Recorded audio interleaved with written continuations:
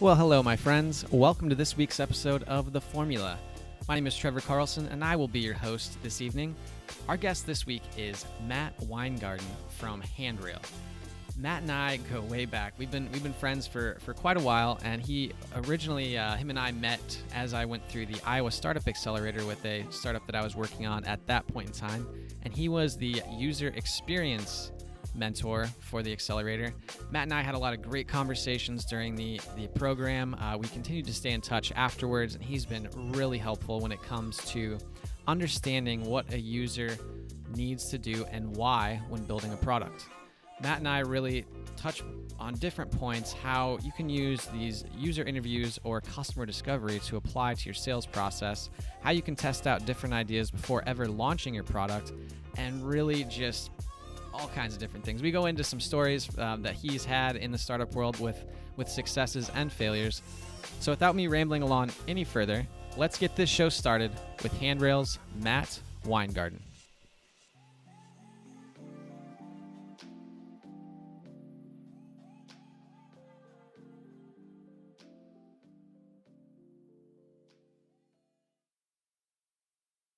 Matt, thank you for being a guest on today's show. So you spend a lot of your time talking with customers and really advocating for customer discovery. If someone came up to you and asked you how to get started to figure out if somebody wanted or needed their product, how would you tell them to do so? Yeah, that's a good question. So I think, honestly, I would just start off with have conversations with people. You know, the conversation, I believe, is sort of the foundational fuel to user research.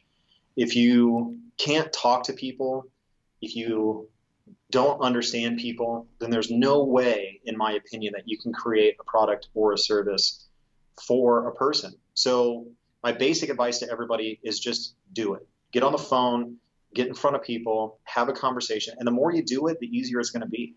What types of questions are you asking those people when you have them on the phone? Is it what types of problems are you dealing with? How are you dealing with them? Can you give us a couple examples? So kind of back down to the foundational ideas, a lot of it is open-ended questions, right? You hear that all the time. You want to try to get people to tell a story or to talk about what they're doing. But I think the most important question is really why. So if you can understand their point of view, if you can understand kind of where they're coming from, that's really going to help you. So a lot of people get really hung up on sort of the creation of questions or what the perfect question is. And you can read books up and down, about how maybe to form the question to get kind of what you're looking for, maybe the best insight. But I think, honestly, the best question is why, and then continuing to kind of dig into that is really the best question, in my opinion. So you ask someone, what problems they have and why, and then you get some type of answer, information, or a story. What do you do with that information after that? Well, to even back up, I don't even like to lead off with the problem. What problems are you having? I might lead off with something like, can you tell me the last time that you did something? Okay, well, why did you do that? What were you trying to do? Really kind of dig around the motivation for them to do that, the outcome that they were trying to achieve. And then it kind of depends on what I do with that information. So if it's just for me, for my understanding, sort of an empathetic point of view, I'll use that just for my own needs. But if I'm trying to drill down to, to the point of the problem or the pain point, to help sort of figure out what product or service I might be able to build off of that pain point, that can help inform that. But it depends. It could be something for the development group. It could be something for marketing. It kind of depends on the phase that I'm at and what I'm doing at the time. Yeah, it's almost dependent on where you're at with where the product's at. If it's brand new versus if it's something that existing that you're tweaking or building features out for. Is that what you're saying? Yeah, absolutely. So, for example, if I'm in what I would call the challenge phase, which is I'm trying to identify really what is that core problem, right? So I might be trying to build my case of, okay, well, here's enough information for me to be able to move forward. If I'm in the development phase, which is much later on, then I might be using that type of information to understand what I might want to create or add next, or even get information maybe on the thing that I built. Is this actually satisfying that particular need? Are they able to use it? Am I matching up what I found out earlier in the challenge phase, to what I actually created? So I'm assuming that you've done quite a few of these at this point. I mean, I know you did a lot with Handrail and probably at Connect 5 too, and you've walked a lot of early stage startups through the process. So when you're conducting a customer interview and you're having that conversation and you ask them a few different questions and you hear some things that don't necessarily line up with either where you're going with the product or where you're thinking of going with the product, what do you do? It kind of perks my ears when I either hear something that, and let me back up. So I try not to go into a conversation with a particular bias. Like I want to hear or I want to confirm this particular thing. Because for me, I think that's a dangerous way to think. If you go into what I would call a research activity of having a conversation with somebody with the explicit, like, here's what I want to learn, here's what I want to understand, you start to bias yourself and the conversation towards trying to prove or disprove that particular thing, right? So I try to keep it more open of I'm going to go into this conversation to either understand more about their wants or needs or pain points. And then if I hear something new that I either haven't heard before or maybe doesn't jive with, other things that I've heard, I kind of take it as a 1-point piece of data. If I hear it again and it starts to become a pattern with other people, I may act on it. But if it's just a one-off thing, that was interesting, but is it actionable? Is it something I want to do with that? So I kind of categorize it in different ways until I hear a similar thing, and then that starts to give me confidence that, okay, well, maybe we need to actually do something with that piece of information. So how many times do you have to hear something before you recognize it as a pattern? Is there like, okay, if we hear this 10 times or if we hear this 3 out of 10 interviews, then we're starting to see like some type of pattern or some type of what's the word I'm looking for, where it actually means something versus it's just kind of like an outlier? Yeah, that's a good question. And I think there's a lot of opinions sort of on that idea of what's sort of the magic number, before you can feel confident to be able to make a decision or know that, okay, well, now this is a pattern or a theme. To get really nerdy, some people will say that you need to have, a statistical sampling of what your audience might be. But that means it could be 100,000 people that you have to hear that thing from, right? So if you want to stick with sort of the statistical portion, there's a thing that's called a confidence interval. So there's crazy math that tells you that you can be 95% confident based on the number of people that you've spoken to that represents what your customer base might be. But there's other logic out there that says typically talking to 5 to 10 people within your customer archetype or your persona representation is enough. So if you hear that particular thing, repeated the majority of the time within that 5 to 10 person or representation, that's typically enough. So it also kind of depends on the situation too, right? So if it's a very like major thing, whether it's a new feature, new product overall, I want to hear from as many people as possible. I don't want to hear from just 5 or 10 people. I want to hear this repeated over and over and over and over and over again. But if it's a small decision, like what color should we use, on a button or whatever, and I hear, I don't like that particular color, then you can go that. And that's a bad example, but I think it just kind of depends on the gravity of the decision that might be made. So the root of all of this stuff is user experience, right? Or user experience. Yeah. So some people might call it design thinking. Some people might call it user experience. I've even heard some people call it high-tech anthropology. So it's really trying to understand people and how they interact with digital and physical products. And really what it boils down to is behavioral science, honestly. It's what do people want? What do people need? What do people desire? How do they interact with products and services? And then how do you make sure it fits what's called a mental model, right? So how people think about things and think things should work. So yeah, I mean, there's a lot of names out there, but it boils down to behavioral sciences. I mean, that sounds like a pretty fun way to spend your day, just talking to people and trying to understand how they work. Yeah, it's interesting. So I started off honestly in sales. So I got to learn pretty quickly about how people think, what people want, how to have conversations, and I've always enjoyed it. So, with kind of the path I've taken to get to this particular point, I've always found it sort of fascinating to understand how people think because we're all a little bit different. But when you start to see some similarities in basic human behavior and you kind of make those breakthroughs, it's a pretty cool thing to be a part of. So yeah, I enjoy it. So you said that you got started in sales, and really you really like to talk to people. You enjoy the conversation, kind of getting to understand where they're coming from and how they really think about things. What got you interested in that in the first place? Honestly, it was out of necessity. So I'm a college dropout.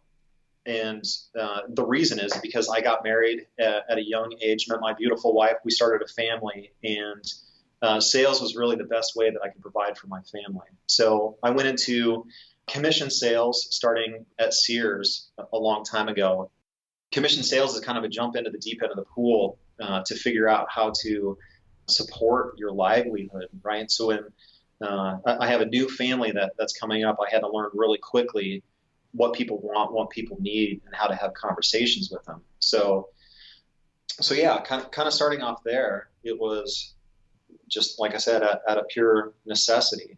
I feel like you're probably pretty decent at sales, just judging by how well you handle conversations now. How'd you do? I was pretty good. Yeah. So, but I also have a different philosophy about sales. There's sort of the way that people think about commission sales people, car salesmen and a lot of pressure and whatever. But what I learned early on is, some pretty basic tactics that it's low pressure, right? So it's asking them simple questions like, what are you looking for? What do you want to use it for? So people talk about customer discovery and really digging into the whys and the whats. I didn't think about that, but that's exactly what I was doing. So for example, when somebody would come in and they'd be looking at big screen TVs, I'd ask them stupid questions like, so you're looking at a TV today, right? Just to kind of break the ice to start the conversation. But I would try to find out what might sound stupid, but how are you going to use this TV? Just the answer of, well, I'm going to watch TV. Well, we use it a lot for watching movies with the family, or, I have my friends come over and we watch sports. Oh, awesome. So now if I understand how you're actually going to use that device, then I can say, here's how I can relate it to you. If you have a bunch of friends come over and you guys like to watch football on Sunday, you're also going to want a sound system that's with that as well. So here's how I can enhance your experience of watching television. And once I figured out that I can, relate to people and then match people with what they want, it was much easier because it wasn't my motivation to sell anymore.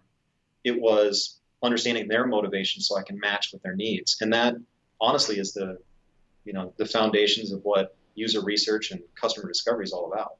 It sounds like just being a good listener and trying to match up what you have with what they actually need or want, which I think a lot of people miss that. They're like, well, how can I get this person to buy my thing instead of how can I help them with whatever problem or give them the right or get them the right TV for the right experience. You know what I mean?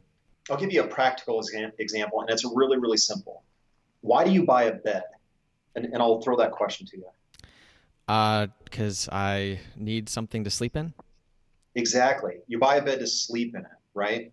So that's sort of the core value of what that particular product is. You're using it for sleep. You're using it for rest.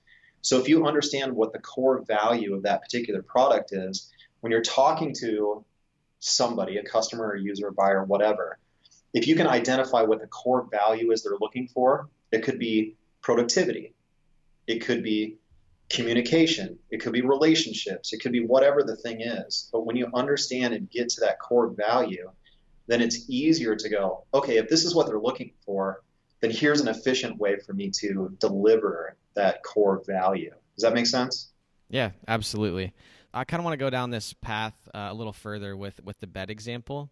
So let's Sure. say that you are conducting a customer interview around like either making a new bed or figuring out something about the bed that you're trying to make. Because I think it's really interesting when you can really dive into the process and understand how the conversation actually works. Do you wanna give that a shot? Yeah. So, like, if I'm doing a customer discovery interview to try to find out how people rest or people sleep. Yeah, however you think that you would approach it is, I mean, if a bed is a little bit too arbitrary, or not arbitrary, but a little bit too much of a specific example because, beds already exist, people kind of know how they work. But if you just want to kind of walk through the process a little bit of how you would conduct an interview to really get to the root cause of a specific problem that you're trying to really draw out of your interviewee. Yeah, no, we could definitely still use a bed. So, because again, I think it's a pretty simple example that everybody can relate to. I believe that there is a better way for sleep or for rest than the current solutions that are out there, right? So if for some reason, water beds, regular mattresses, the air infused sleep number, beds, it's not cutting it because I have a hypothesis, for example, that that those type of delivery methods, that's kind of a weird way to talk about, a bed, but it's a benefit delivery method, right? You buy the bed to get sleep, that's the benefit. But if I believe that that particular delivery method can be improved upon, where I want to go talk to people to tell me about sort of their sleep and their rest patterns, right? So, what are they currently like about their bed? And I might be straight up asking them about that too. So, tell me sort of about your sleeping experience, I might ask. And, kind of depending on where the conversation goes, it could be, well, I'm a pretty restless sleeper. I roll around a lot. I tend to sleep on the edge of the bed or maybe middle, or they might talk about how their mattress sags. So what I do is then I start to compile all of this information, you know, the primary research that I'm doing, so the face-to-face or customer discovery, that's primary research, to identify, okay, what are the pain points? What are the problems? What are the things that they're wanting? And then I'll also do secondary research too of what are the current solutions that are out there. And I think that's another big thing that people are either missing or skipping is you have to go out and you have to take a look at what are the current solutions and then match it up to, where are the gaps? So if somebody tells me that they're restless a lot, but I find out that the core problem of them being restless, for example, is they get overheated. Well, I'll start to look at solutions in beds of cooling, or maybe the opposite. People get really cold when they're in bed. Okay, are there heating options that are out there? What's good and bad about those particular options? And then I might even use those in some of the research questions that I go back to other people with. So you start to get that information from them. You kind of get an idea of what their what their optimal bed is like, right? Yeah, And you kind of get that idea, and you start to paint that picture. So you have all that information. Then what do you do with that? I think it's kind of a risk evaluation at that point. So do I do something with this information, like talk to people about a specific solution and maybe get some feedback on that? If it's not risky for me because I'm in the world of making mattresses and making beds, maybe I build a prototype or a first run of something to do a quick test to see if this is going to be a commercial thing. So I think it kind of depends on the tolerance of risk for me as an individual, and what I'm willing to do to go to the next level of testing or validate that this thing could potentially be an innovation or a better solution to what's out there.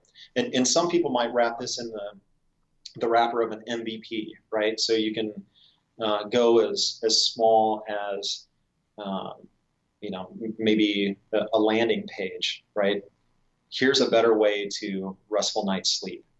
And then you can talk about, here's the ways that you can get that. And then if you got a lot of interest, maybe that can help sort of define the market. But you have to be careful with that, in my opinion, and that could be a whole other conversation that we have at some point. But getting to sort of that validation as quickly as possible with whatever you're willing to risk is kind of the next point. And then you sort of have these stages of, okay, we're okay with this risk. Now let's put a little bit more into it. Are we going to move on? And so on and so forth, as you're continuing to talk to people, observe people, do secondary research, and just kind of continue that cycle until you have something that works, or it's time to kill it. And the time to kill it part, that's we could have like an hour-long conversation about that alone. So I want to play a little bit of a devil's advocate here for a second. Devil's advocate, aka I'm gonna be an asshole for a second. Perfect. So I've heard this before from a few people when I've talked to them about customer discovery or customer interviews and just having conversations with your customer. And they'll say something along the lines of, well, Trevor, you know that quote by Henry Ford? If he would have listened to his customers, they would have told him that they wanted a faster horse. What do you say when people say stuff like that? Well, first they need to check their facts, because Henry Ford actually didn't say that. I think that's one of like the biggest misquoted things that are out there. But I understand what they're saying. And even Steve Jobs is misquoted by saying that he never talks to his customers or his users, which is absolutely untrue. So I think going back to an earlier point is you have to be careful about how you use the information that you get from customers. Because if they tell you things like, I want a faster horse, what are they actually saying? They're saying that they want a faster way and more convenient way to get to where they're going, right? So sometimes you have to go a little bit like a layer or two deep, do a little bit of analysis on that, and be smart about it. I think there's a dangerous movement, in my opinion, for people that don't listen to other people. So I sort of have it in my head that while I might be a user, or a customer of my own product, I don't represent every single user or every single voice that's out there that would use my product or service. So when you're sort of in this silo thinking of, I'm not going to talk to anybody because it doesn't matter, I know better, I think that can lead you down to either an amazing failure or you just got really lucky. Yeah, it's interesting when, because you can go really both ways on like listening to people versus not listening to people. And I think there's a healthy way to have conversations, like interview people, talk to your customers. But then there's also times when it's like, okay, well, I'm building this product or this thing to solve a problem that I have, or to I'm trying to think of the right way to say it, but it's almost like you have I can see a little bit of both sides, where like sometimes you just have to like take the information that you have and go do something. And I think a lot of people get stuck on like, well, I just need to go interview 100 more people, and I need to interview 100 more people after that, and then it's like 3 years later and they still don't have a product out, and yeah. then I don't know. So eventually, you just kind of have to take the information you have and make a decision. But I do think it is important to talk to people. Yeah. So, and kind of another way to think about it, and just to make sure that people understand what I'm saying, because I think there is a danger in quantity, right? Just because you talk to 10,000 people doesn't mean that you actually have the right information. So you have to also talk to the right people. And then when you talk to those people, again, you have to make the decision on your own of what you believe is actionable things. What are you going to take action on, and what are you going to say, okay, that was interesting, but I'm not going to go down that road because that's not what I'm concentrating on.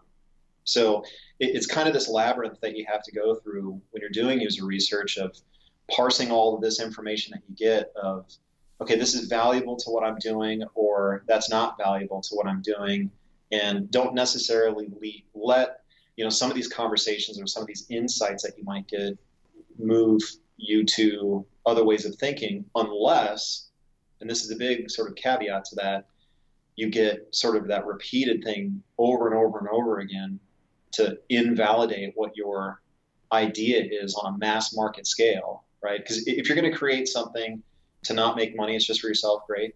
But if you actually want to make a product or a service that you can turn into a business, you're still going to have to get people to buy it and validate that product or service or whatever that you're creating. So it's still important, whether it's an interview or somebody giving you cash, you're still theoretically talking to your customers, having a conversation with them, exchanging with them to say, yes, this is the right thing and this is what I want. What's the biggest challenge for people to kind of get over that hurdle between, having enough information and making a decision to either start building a prototype, to start selling, to start doing those things? Because I feel like we've both seen a lot of people really get stuck in that information gathering phase. Yeah, that's an interesting one. So I definitely don't want to dissuade people from constantly gathering information, but you don't also want to get into analysis paralysis, right? Is the kind of cheesy way to say that of, I'm not, man, I need more information. I need to constantly, because I'm not sure what to do. Sometimes you just got to make a fucking decision and go. And if you're wrong, you're wrong. That's fine. But at least you learned something, and then you can move on to be able to make another decision.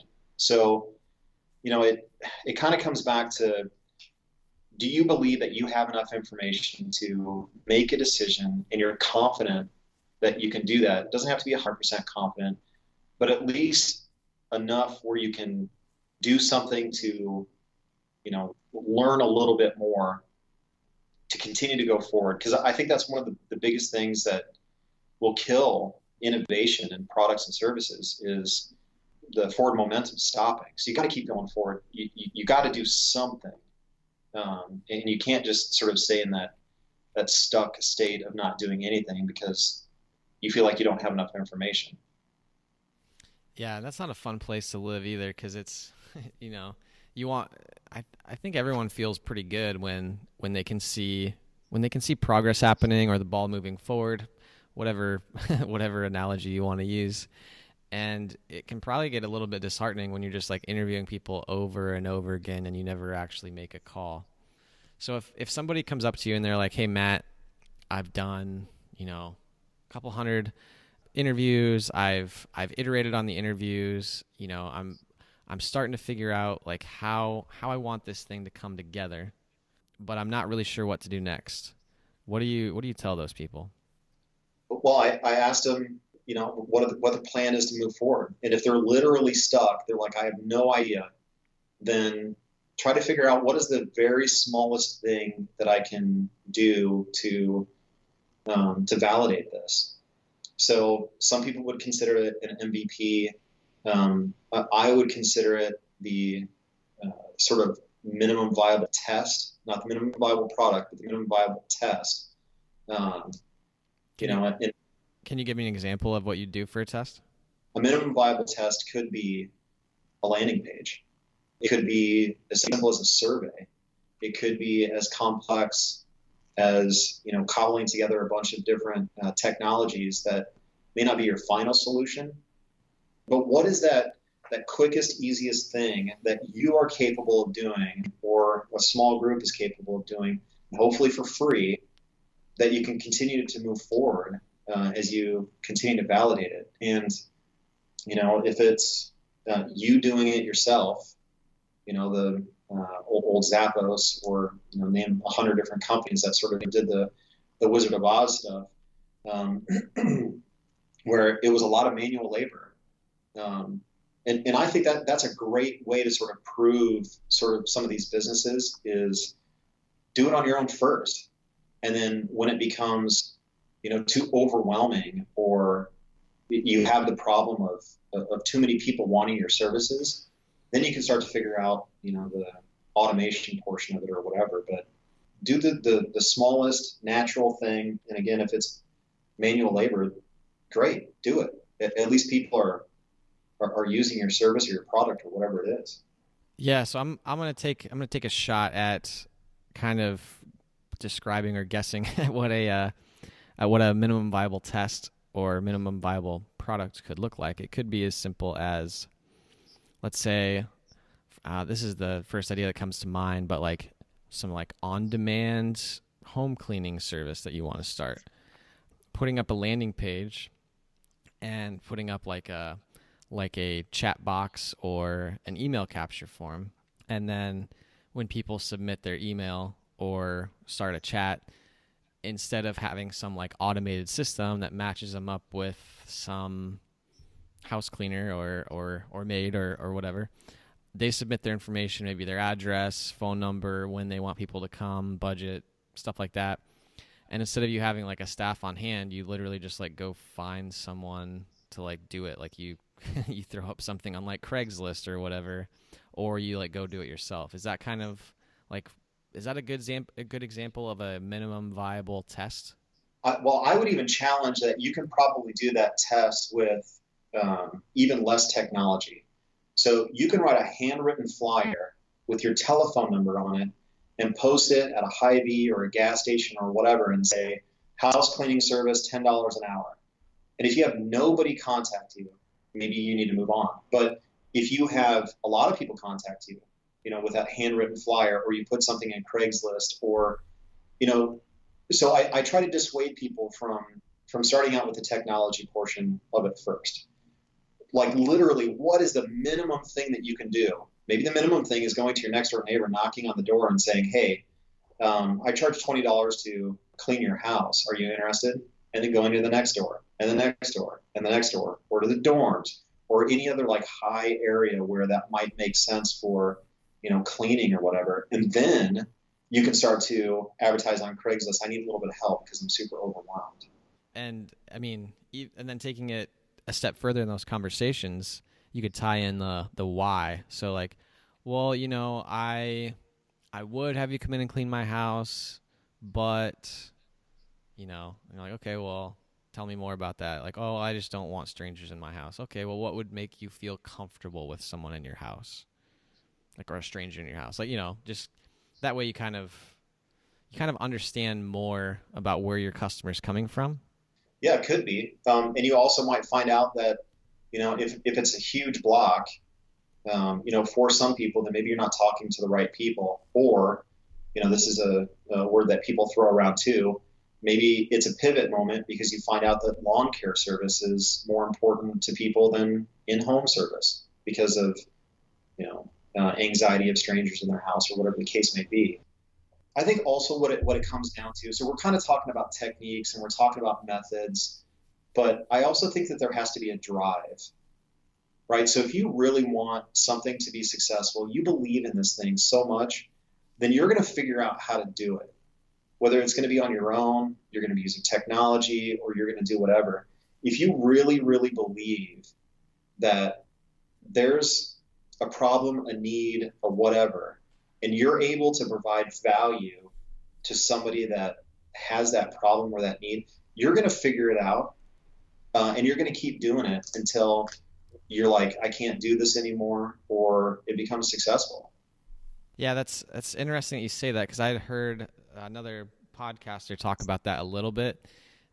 Jocko Willink, he says something along the lines of, I think I've repeated this on a few episodes now, so but if it's important enough, if something is important enough to you, you will find a way to get it done. You won't be like romantically attached to, well, if I'm going to get it done, it has to be done this way, and it has to be perfect, and it has to do this, and it has to do that. It's like, no, if it's important enough to you, like, you are going to figure out a way. You're going to adapt. You're going to make it do whatever it has to do to get the job done, or to solve the customer's problem, or to be the product that delivers the solution that they need.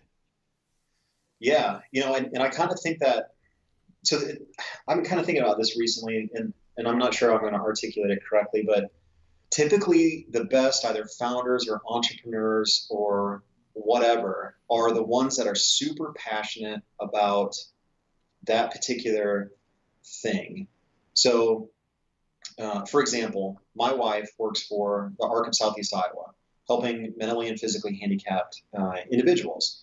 and she's really passionate about helping other people, right? So when we talked about that and, her potentially thinking about how could she expand helping other people, we came up with the concept of Summerland, which is to help kids that have uh, sort of mental handicap, in matching them up with resources in the community. But she and I are really passionate about helping people, and that drive, that passion for that particular, you can call it a vertical or whatever you want, can really, help you in your direction or being successful with that. But the reason that I kind of bring that up is there's a lot of people that are in it for the wrong reasons or wrong motivations. They, saw the unicorn that, got bought for $1 billion or whatever, and they're like, oh man, I want to be an entrepreneur. I want to do a startup. I want to do this thing, and now I'm going to go find a problem to solve. And it's misaligned with their sort of core values and their core beliefs. And then they become dispassionate about it, or they're in it for the wrong reasons. So if you have a passion about a certain thing, so I nerd out about understanding people. I'm a relatively creative person, so this field I'm really passionate about. But if you're getting into, creating beds, but you don't give a shit about, helping people rest or helping people sleep, then why are you doing it? Yep, I have been on that side of the that side of the coin before, where it's you're doing it, like I've done it for the wrong reasons, because I thought that it was something I was supposed to be doing, or I liked the idea of the possible outcome. And I think that's like every time I've done that, it has blown up in my face. And I think it's a really great recipe for living a pretty unfulfilled life too, because you're really chasing some outcome that probably won't happen, or most likely won't happen. And you're really kind of like you're living out like some story that's somebody else that's somebody else's thing. Like, it's not necessarily yours. So it's like, how can you pursue something that really lines up with like the things you enjoy doing? Like, for example, I wanted to start a podcast for the longest time, but I didn't have any idea how. And part of me doesn't even really care how many listeners I get. I just enjoy talking to people. Like, I'm having a blast. And thank you for coming on today, Matt. It's been a good conversation so far. But it feels much better doing something like this than like I was working on the food cart company. I hated every second of that whole thing. Yeah. And I got into it because I was like, oh yeah, I like the sound of being my own boss and making good money. But, the whole process was just not fun. And I think people should really take more time to really see if they line up with what they're trying to pursue, or what they would think they want to pursue. Yeah, no, I totally agree. Don't just grasp at straws. Really understand, sort of yourself, what you like, what you're passionate about. And when you start to align that with, what you do for work, it makes your life more enjoyable and more fulfilling. When you feel like you're actually making a difference, in something that you really care about versus, motivations that don't really fill you up in the best way. And that's, why you see, either founders or CEOs or whatever just job hopping all the time, because it's like, okay, well, it's a status type of thing, but it's really not. It's not the passion that I have. And then they, some will end up doing philanthropic things because it's to help fill that void of, here's something that's really important to me, so I'm going to go out and do this thing instead. So yeah, if you get the opportunity to kind of marry both of those worlds, man, it'll work out. Yeah, I definitely agree. So that I have a couple questions that have now stemmed off of that little short conversation we had. One is, I thought of the Guitar Hero story. And we don't have to talk about that, but if you'd like to, I think it'd be interesting to hear like kind of what happened, because you're working for that I guess, I don't know if it was still a startup at that point in time. And then, some stuff happened and you kind of just, you almost had to like start over, right? Yeah. So quick background. I worked for a video game studio called Budcat Creations in Iowa City, Iowa, and a couple or a little while after starting working there, they got purchased by Activision, so a big publishing company, and we worked on a lot of different Activision titles.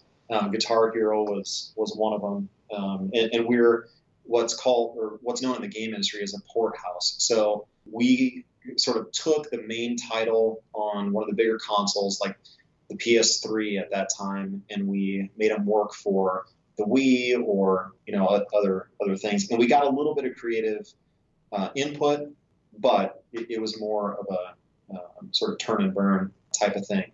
But anyway, I think a lot of kids, at least with my type of personality, thought that this was a dream job, right? You get to work at a video game studio, you get to create games, you get to play games, all day.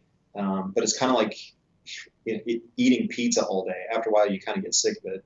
But it's still a really cool, creative environment. And then one day, I was coming back from a conference in Montreal, and there were security guards, and the studio shut down. We had 5 minutes to put our personal belongings in a cardboard box, and that was it. So I kind of working at Budcat, and I think this is true for a lot of people that worked there. It was a part of who we were, part of our identity, and it was a cool thing to say. We worked on the Guitar Hero series, and there's a bunch of other games we worked on too. But that was taken away from us without any say, right? They just shut us down, whether it was for tax reasons or whatever the case may be. The series was starting to go downhill, so they wanted to save money, whatever. But yeah, I kind of had to figure out then, what am I passionate about? What do I want to get involved in? And then how do I set myself up in the future to really not have that thing happen again, or if it does happen again, it won't be sort of as destructive to me or, my family. Because that was a rough time. Yeah. So, in the months of kind of figuring out what my next step was, I sort of figured out, some of the passions that I had with, and I guess that you could probably call Budcat a startup, but the creative side of creation, game creation and design, and I started a playtesting sort of branch or studio inside the game development studio, where I started to kind of connect some of the things that I learned through sales, human behavior and wants and needs, and started to look at that through the lens of user testing. But I didn't really think about it as user testing. It was how do people play games and what do they enjoy? So thinking about the creative side, the product development methodology side, and also sort of the user research side, I wanted to find that next thing that sort of combined all of those items. And I worked for a couple of small startups that, I thought, hey, this might be the thing. And then eventually found user research and design studio I'm working for now, Connect 5. And it marries a lot of the things that I'm really passionate about. And it's actually a way better fit for me, how my brain works, what I'm passionate about than the game studio ever was. And that might be hard for some people to hear. Man, you were able to work at a game studio, whatever. This is way better. It's way more aligned. And it gave me the opportunity to start working on a research management system, Handrail, that other people can start to use for user research and be able to harness the power of that user research to eliminate bad product experiences or bad service experiences. So, I pour myself not only into the consulting business with Connect 5 and helping people understand that user research is important and how to harness that, but then also, being able to work on a tool that other people can use to do that same thing. It's great. It's a perfect marriage. Sounds like you've really found something that really lines up with where you want to be and your personality. So, Now I lost my train of thought because I was I was gonna ask more about the Guitar Hero story, but I guess you really covered it all. I was gonna ask you what your takeaways and stuff were from that, but really you nailed it. Um, so yeah, that'll bring us to the last part of our show. So typically, Matt, we just ask like our regular guests different questions such as, what's your daily routine like? What types of books have been the most impactful for you? Maybe something that you learned recently that you felt like was really impactful, and then any message that you'd like to leave the audience. So, your daily routine, is there anything that you do on a daily basis or on a regular basis that you feel like gives you an edge or a leg up or allows you to really function better as a human being? Man, that's a deep question. So I think from a professional side, something that's sort of just been ingrained in my brain is thirst for knowledge. So if I'm working, with a business or a client or working on Handrail, I'm trying to absorb as much information as possible so I can be a better product design manager or a better user researcher or, a better consultant to clients or, be more empathetic to the people that might be using user research tools and want an easier way to do it. So professionally, I'm always looking for ways to learn, ways to grow, ways to be better so I can better serve. In my personal life, besides trying to be the best husband and the best father that I can be, I also find it super important to give back to the community. So I volunteer quite a bit, not only in the startup area as a mentor, but also volunteer with the ARC and other organizations because I think it's super important to give back. It's, we take all the time, but if you don't take a moment to give back, to reinvest in the community that you live in, yeah, I just think it's super important. So yeah, personal side, just trying to be the best husband and dad I can be, and then also give back to the community. Yeah, and I've definitely seen you do that time and time again, whether it's mentoring new startups or working with like local entrepreneurial education programs. And I think that's pretty awesome to always see you there giving back and kind of helping others along their path.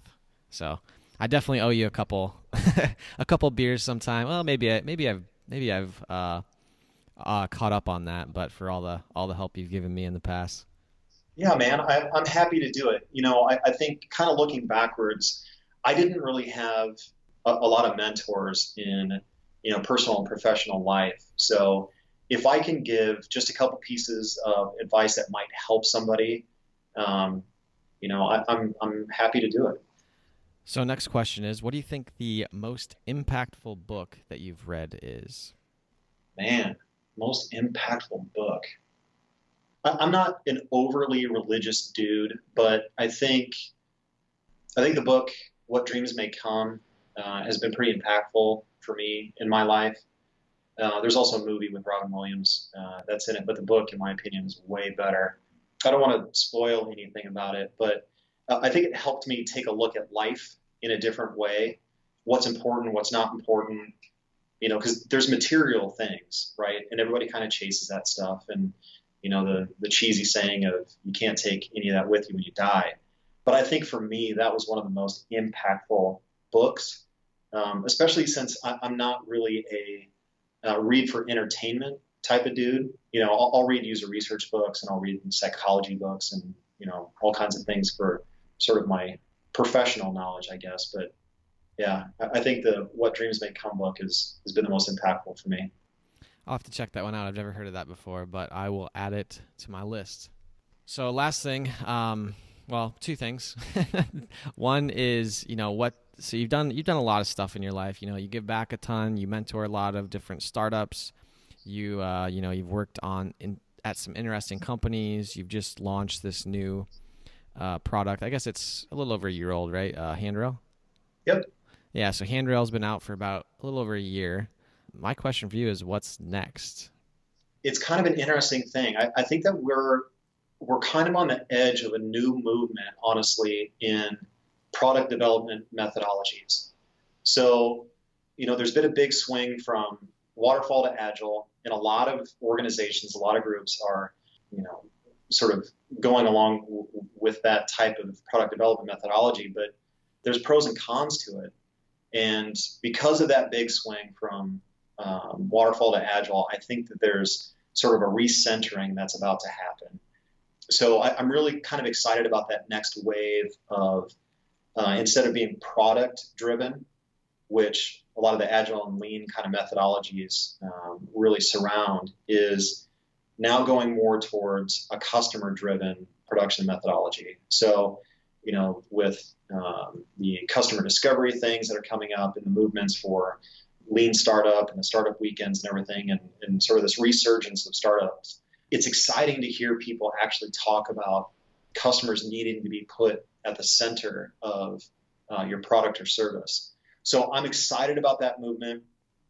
And with that, our organization and me fundamentally are trying to rid the world of bad product experiences. So I'm excited that people are kind of on board with that. So I see a lot of promise in not only the things that we're working on here, but there's a lot of opportunities for us and great products in the future. So I'm just excited to see what people are creating and throwing out there.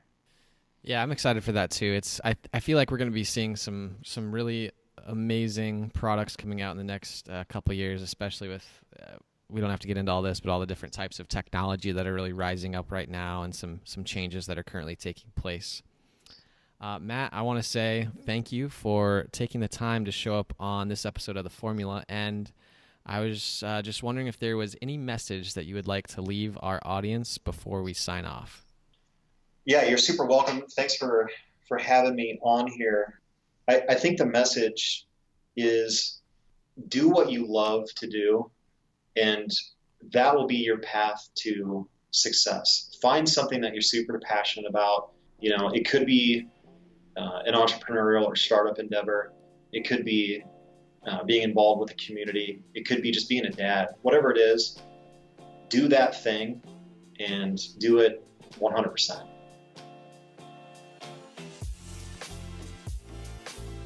Well, ladies and gentlemen, that is a wrap for this week's show. I hope you enjoyed the ramblings and stories that Matt and I shared throughout this episode, and I look forward to hearing your thoughts and feedback moving forward. Now, if you think you would like or you would enjoy getting some other pieces of education from us, whether that comes in blog posts, podcasts, ebooks, or free online courses, go ahead and head over to helixacademy.co to sign up today. That's all for this week's show. My name is Trevor Carlson, and I look forward to you tuning in next week.